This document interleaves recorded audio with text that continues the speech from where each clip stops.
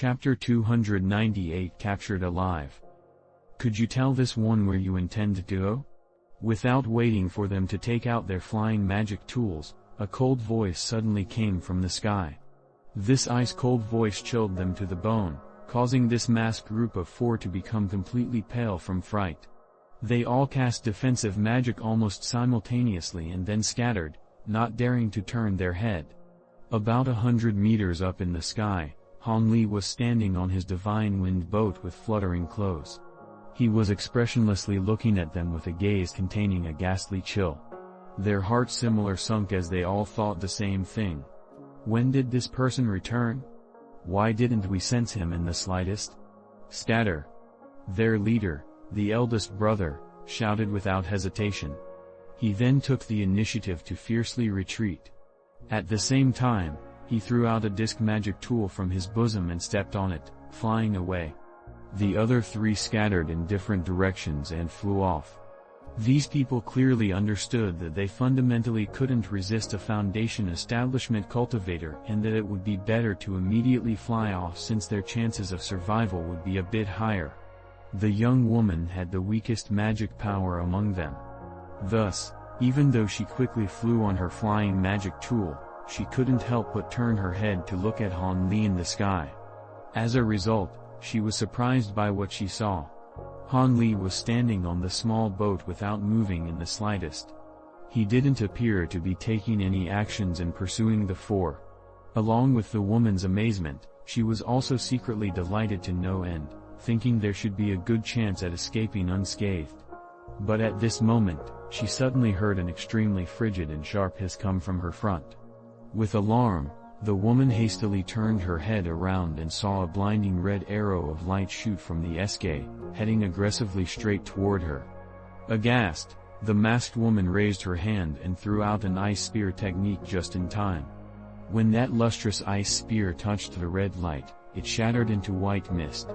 It was unexpectedly unable to obstructing the red arrow of light in the slightest, allowing it strike against the water attribute barrier protecting her body. Blue light and red light then filled her vision. Her body vibrated and was forcibly pushed back by over 10 meters, but seeing that her barrier remained intact, the woman sighed deeply from relief.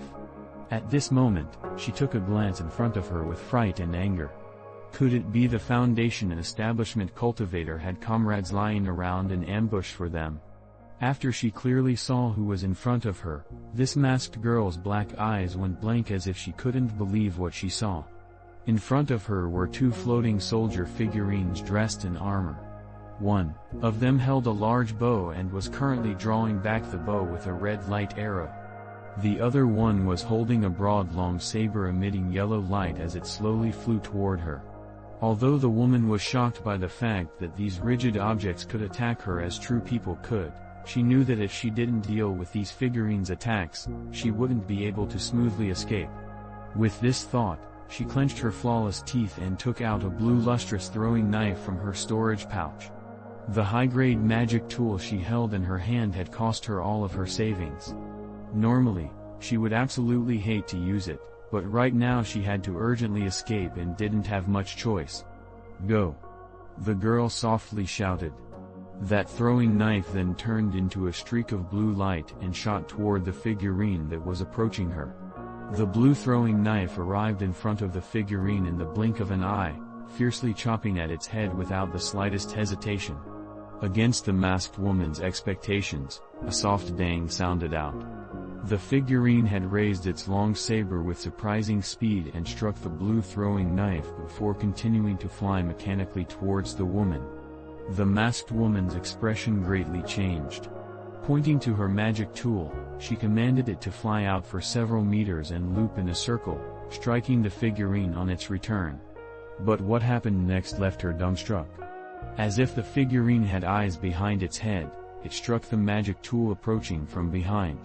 This time, the woman was truly panicking. Just as she thought to come up with something else, a sharp hiss could be heard as the bow figurine shot out an arrow. With no better option, the masked woman hastily flew to the side, wanting to dodge the arrow. But much to her surprise, this red streak of light seemed to be manipulated. It mimicked her movements and followed her, catching her off guard. She could only brace for another impact and hope her barrier could hold up once more. It was at this moment that the saber-wielding figurine finally arrived in front of her and used its long saber to break through her barrier without resistance. Unwilling to allow the enemy to succeed so smoothly, the masked woman hastily moved to escape. Thus, the two figurines attacked her from both close range and from a distance. With the cultivation base of the masked woman repeatedly exhausted from her continuous retreats, any kind of escape was out of the question. But when the sweat-drenched young woman commanded her throwing knife to block the figurine's attack with great difficulty, the figurine that was attacking her in close quarters leaped away from her. At the same time, the archer figurine lowered its bow and no longer attacked. When the woman saw this, she couldn't help but be shocked. Then she heard a sigh come from behind her. Sigh. "Fifth sister, you must come back."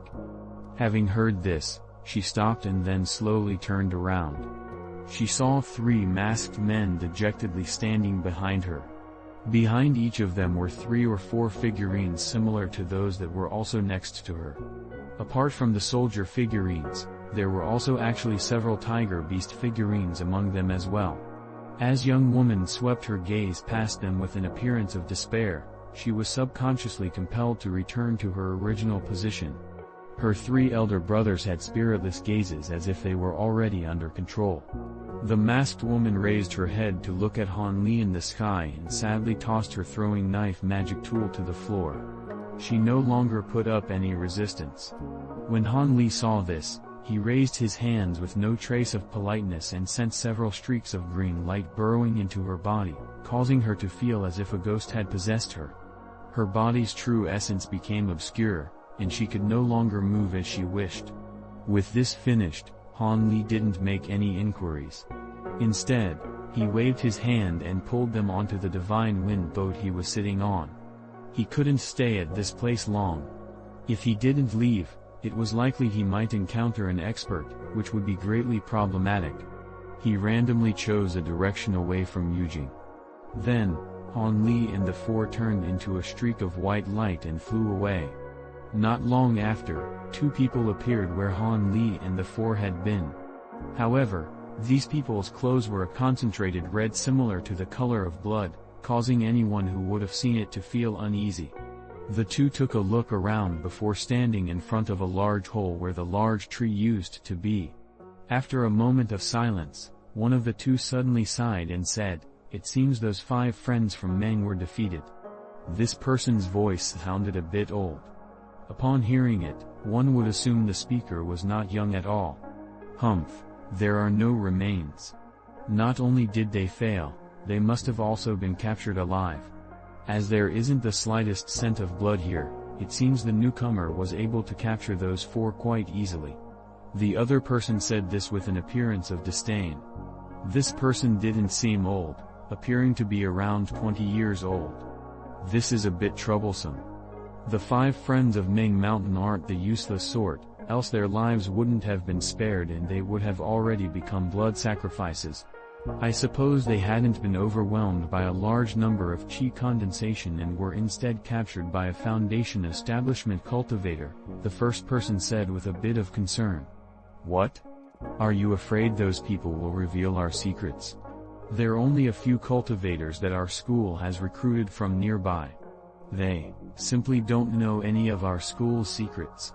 Furthermore, before I sent them on their assignment, I had already activated their seal in secret. They will only live half a day more at most. The youth lightly laughed and said this without paying any mind. Oh. That's good. If it's only half a day more, they won't be able to leak anything. With their bodies having been subjected to the blood incantation restrictions, by the time they discover something is amiss, they will no longer be able to say anything, the old man said after letting out a breath. However, the old man changed the subject and said somewhat darkly, "However, why did this happen? Did we not discuss this? We were supposed to turn that old Taoist Wu into our puppet and have him act as your master so that you can slowly show your face in the cultivation world. In this way, our school will be able to carry out our plan and have the core disciples appear in the cultivation world with an open identity." Why would you suddenly barge into that old Taoist's room and suck in his blood essence? You shouldn't be lacking in any magic power supplements. After hearing the old man's words, the masked youth bitterly laughed several times and couldn't help but say, "You think I did it for a supplement? I had no other choice."